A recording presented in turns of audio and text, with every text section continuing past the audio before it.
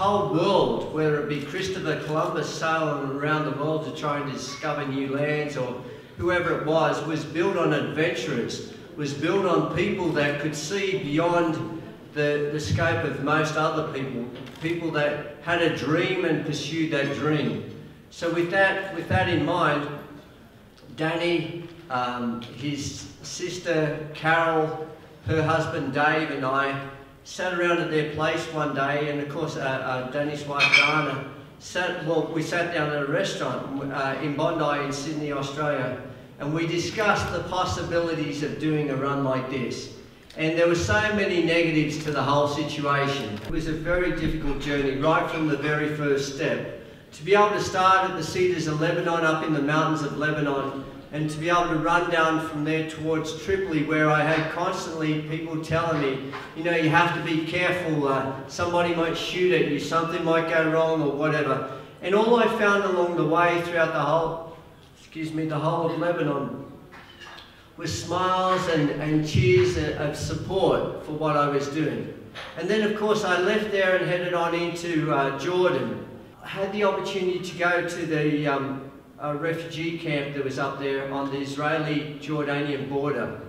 And we saw a place there where 400,000 people were camping in the middle of the desert with very little water, no shade, nothing whatsoever, and yet they still had the ability and the resilience to smile. And they were smiling and they were getting on with their lives, and the kids were playing.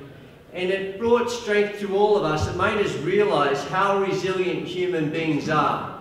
That in difficult and tough situations, they rise to the occasion and they do what they need to do in order to survive.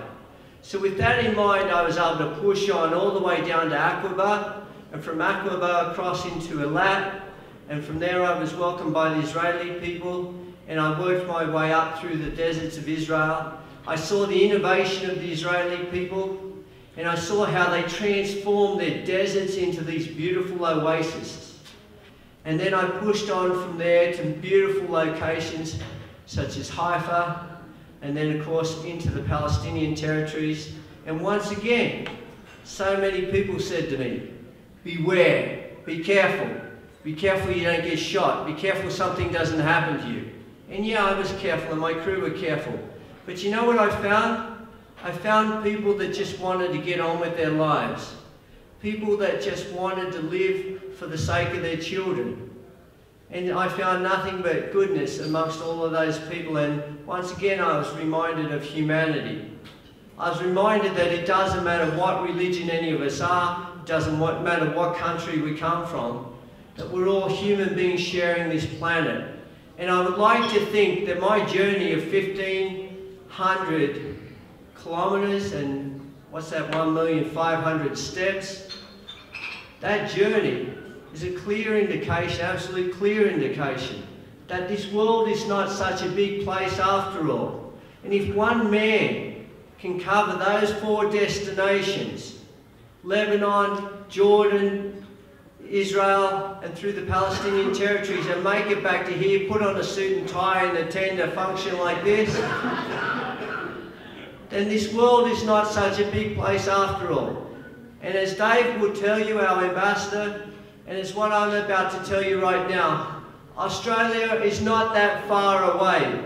And we care about what happens in Israel, and we care about what happens to you. We care about the peace process.